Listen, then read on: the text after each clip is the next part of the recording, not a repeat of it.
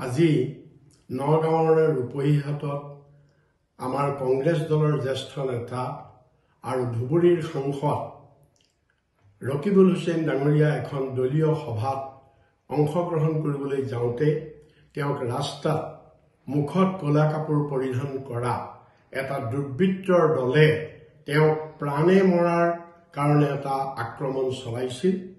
কিন্তু সৌভাগ্যবশতঃ তেওঁক বিশেষ ক্ষতি কৰিব নোৱাৰিলে। তেওঁৰ লগত থকা তেওঁৰ নিৰাপত্তাৰক্ষী আৰু অন্যান্য দলীয় কৰ্মীসকলৰ সহায়ত ৰকিবুল হুছেইনে কোনোমতে তেওঁৰ প্ৰাণ তাত বচাই আহিবৰ কাৰণে সক্ষম হৈছে।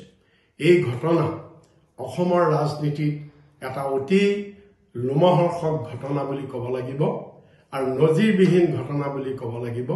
আমি এই ঘটনাক তীব্ৰ ভাষাৰে আমি গৰিহণা দিছোঁ আৰু গৃহমন্ত্ৰীৰ দায়িত্বত থকা অসমৰ মুখ্যমন্ত্ৰী ডক্টৰ হিমন্ত বিশ্ব শৰ্মাৰ পৰা আমি তেওঁৰ প্ৰত্যুত্তৰ বিচাৰিছোঁ। কিয়নো এই ঘটনাই উদঙাই দিছে আজি ৰকিবুল হুছেইনৰ ওপৰত এগৰাকী সাংসদৰ ওপৰত যি দুৰ্বৃত্তই আক্ৰমণ কৰিছে।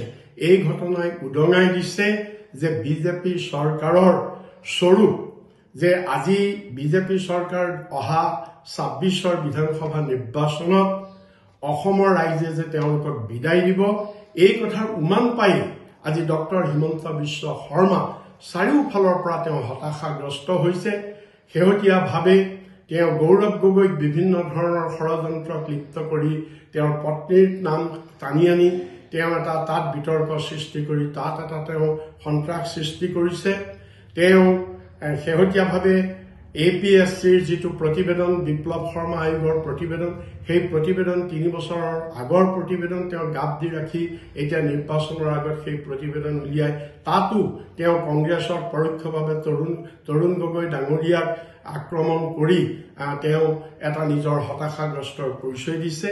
আৰু যোৱা চামগুৰি বিধানসভাত যি উপ নিৰ্বাচন হৈছিলে আজিৰ পৰা কেইমাহমানৰ আগতে, এই উপ নিৰ্বাচনত প্ৰতিটো দিনেই যে ৰকিবুল হুছেইনৰ ওপৰত কংগ্ৰেছ দলৰ ওপৰত তাত বিভিন্ন ধৰণে আক্ৰমণ চলিছিল, কিন্তু পুলিচ নিৰ্বিকাৰ ধৰণে আছিল, পুলিচে কোনো কাম কৰা নাছিল। আৰু আজি ৰকিবুল হুছেইনৰ আক্ৰমণৰ যি ঘটনা, এই ঘটনাৰ যদি ভিডিঅ' ফুটেজ চায় তেতিয়াহ'লে দেখিব যে ভাৰতবৰ্ষত অসমত গণতন্ত্ৰ কোন দিশে গৈছে, যে আইনৰ ৰক্ষক তেওঁৰ লগত থকা দেহৰক্ষী নিৰাপত্তাৰক্ষীক সেই দুৰ্বৃত্তই আক্ৰমণ কৰিছে, মাৰধৰ কৰিছে, হাতৰ পৰা বন্দুক কাঢ়ি নিবলৈ তেওঁলোকে চেষ্টা চলাইছে। কিন্তু তৎসত্বেও পুলিচে আজিলৈকে কোনো ব্যৱস্থা কৰা নাই।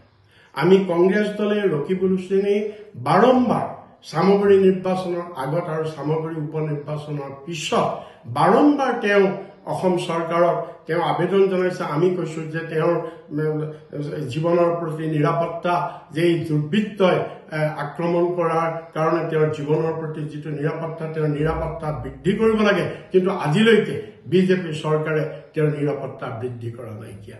ইয়াৰ কাৰণটোৱে হৈছে যে বিজেপি চৰকাৰ এতিয়া এনেধৰণৰ বিহাৰ, উত্তৰ প্ৰদেশৰ যি এই ৰাজনীতি, যি হত্যাৰ ৰাজনীতি, ৰাজনৈতিক নেতাৰ হত্যাৰ ৰাজনীতি, এই হত্যাৰ ৰাজনীতি আজি অসমত বিজেপি চৰকাৰে হিমন্ত বিশ্ব শৰ্মাই আজি আৰম্ভ কৰিব বিচাৰিছে, তাৰে আমি উমান পাইছোঁ।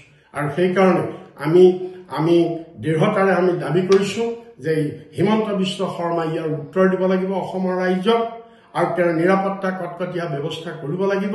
আজি কংগ্ৰেছ দলৰ এগৰাকী যদি সাংসদৰ যদি আজি এনেকুৱা নিৰাপত্তা নোহোৱা হয়, তেতিয়াহ'লে সৰ্বসাধাৰণ ৰাইজৰ নিৰাপত্তা থাকিব ক'ত?